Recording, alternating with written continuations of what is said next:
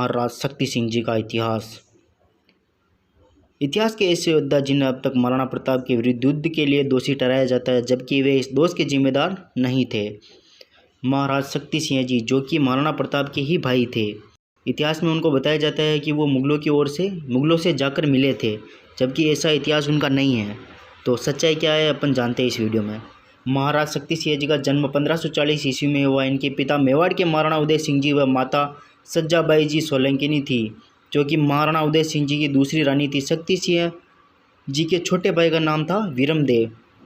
बड़े भाई महाराणा प्रताप के जन्म के कुछ ही दिनों बाद शक्ति सिंह जी का जन्म हुआ। बचपन में दोनों भाइयों के बीच कोई मनमुटाव नहीं था। एक दिन महाराणा उदय सिंह दरबार लगाए बैठे थे, तभी तलवार बेचने वाला आया। महाराणा ने तलवार की धार देखने के लिए एक महीन कपड़ा तलवार पर फेंका, जिससे कपड़े के 2 टुकड़े हो गए। कुंवर शक्ति सिंह जी तलवार की धार देखने के लिए अपना ही अंगूठा चीरकर बोले, वाकई तलवार में धार है। राज मर्यादा तोड़ने पर महाराणा उदय सिंह ने क्रोधित होकर कुंवर शक्ति सिंह को दरबार से बाहर निकाल दिया। इस बात से कुंवर शक्ति सिंह जी जीवन भर महाराणा से नाराज रहे। कुंवर शक्ति सिंह जी को सत्ता का कोई लोभ नहीं था। उनकी नाराजगी केवल महाराणा उदय सिंह से थी, यानी कि अपने ही पिता से वो नाराज हो गए थे। 31 अगस्त 1567 ईस्वी को अकबर ने धौलपुर में पड़ाव डाला, जहां उसकी मुलाकात मेवाड़ की कुंवर शक्ति सिंह से हुई। इस दौरान प्रसिद्ध लेखक अबुल फजल भी यही बार मौजूद था। अबुल फजल ने शक्ति सिंह जी का नाम इतिहास में सत्ता लिखा है।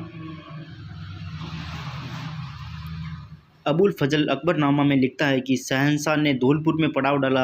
यहाँ उनकी मुलाकात राणा उदय सिंह जी के बेटे सक्ता से हुई। शहंशाह ने सक्ता से कहा कि हम राणा उदय सिंह पर हमला करने जा रहे हैं, तुम भी हमारे साथ चलोगे क्या? ये सुनते ही सक्ता गुस्से में आकर शहंशाह को, मतलब जब वो बादशाह था ना, उसको बिना सलाम किए ही वहाँ से चले गए। वो शक्ति सिंह जी ने अकबर के हमले की सूचना तुरंत चित्तौड़ जाकर महाराणा उदय सिंह जी को सुनाई, जिससे युद्ध की तैयारी और राज परिवार की रक्षा हो सकी। एक बार किसी बात पर महाराणा प्रताप का उनके भाई शक्ति सिंह जी के साथ झगड़ा हो गया। बीच बचाव करने आए राजपुरोहित नारायण दास पालीवाल ये लड़ाई रोक नहीं पाए। जो लड़ाई उन्होंने रोकने के लिए आत्महत्या कर ली। और इतिहास ऐसा भी मानता है कि एक मत ये भी है कि शक्ति सिंह जी की तलवार के वार से अनजाने में नारायण दास जी का देहांत हो गया था, जिससे नाराज होकर महाराणा प्रताप ने शक्ति सिंह जी को मेवाड़ से निर्वासित कर दिया था। शक्ति सिंह जी 1572 ईस्वी से 1576 ईस्वी तक डूंगरपुर रावल आस्करण जी की सेवा में रहे। फिर अपने उग्र स्वभाव के चलते डूंगरपुर में किसी जगमाल नाम के मंत्री का वध कर देने पर उन्हें डूंगरपुर छोड़ना पड़ा और ये मुगल सेवा में गए। शक्ति सिंह जी के सिर्फ मुगल सेवा में जाने का वर्णन मिलता है, लेकिन मुगलों की तरफ से इनके एक भी युद्ध लड़ने का कोई प्रमाण नहीं मिलता है। शक्ति सिंह जी मुगल सेवा में कुछ ही महीने रहे थे। हालांकि कुछ महीनों तक मुगल सेवा में जाने का वर्णन भी कवि लोगों का लिखा हुआ है, अन्यथा उस वक्त के किसी भी मुगल लेखक ने शक्ति सिंह जी द्वारा मुगलों की अधीनता स्वीकार करने के बारे में नहीं लिखा है। हल्दी घाटी युद्ध में शक्ति सिंह जी ने मुगलों की तरफ से भाग ही नहीं लिया था। यदि भाग लिया होता तो युद्ध में अब मौजूद अबुल कादिर अंदायूनी उनका नाम जरूर लिखता।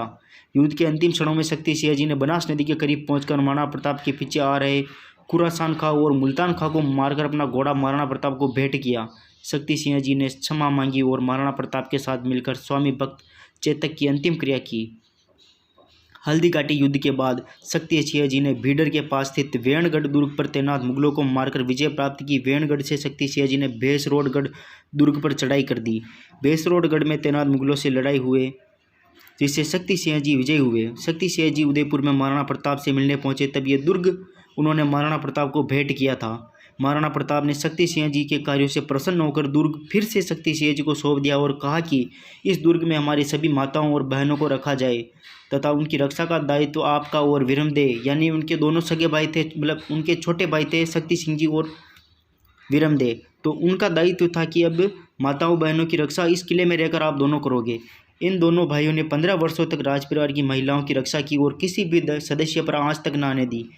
दसौर, जो कि वर्तमान मंदसौर कहलाता है, वहाँ के मिर्जा बहादुर ने भीडर पर आक्रमण किया। इस समय भीडर की जागीर हल्दी घाटी युद्ध में वीरगति पाने वाले मान सिंह जी सोनगरा, जो कि महाराणा प्रताप के मामा थे, के पुत्र अमर सिंह जी सोनगरा के पास थी। अमर सिंह जी सोनगरा ने शक्ति सिंह जी से सहायता मांगी, तो शक्ति सिंह जी ने मिर्जा बहादुर को पराजित कर भीडर की रक्षा की। इस बात से महाराणा प्रताप काफ़ी प्रसन्न हुए और उन्होंने शक्ति सिंह जी को तुरंत बुलावा भिजवाया और अमर सिंह जी सोनग्राव को कोई दूसरी जागीर देकर भीडर की जागीर शक्ति सिंह जी को दे दी, जहां आज तक शक्ति सिंह जी के वंशज रहते हैं। महाराणा प्रताप ने शक्ति सिंह जी को बेगू की जागीर भी प्रदान की। चावंड बसाने के बाद महाराणा प्रताप ने सूरत के मुगल सूबेदार से युद्ध किया। इस युद्ध में शक्ति सिंह जी अपने पुत्रों सहित महाराणा प्रताप के साथ रहे। बीमारी के चलते महाराज शक्ति सिंह जी का देहांत 1594 ईस्वी में 54 वर्ष की आयु में महाराणा प्रताप की मौजूदगी में भैंसरोडगढ़ में महाराज शक्ति सिंह जी की 8 खंभों की छतरी है।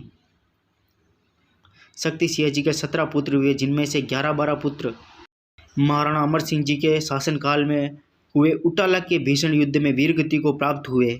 महाराज शक्ति सिंह जी के वंशज शक्तावत कहलाए।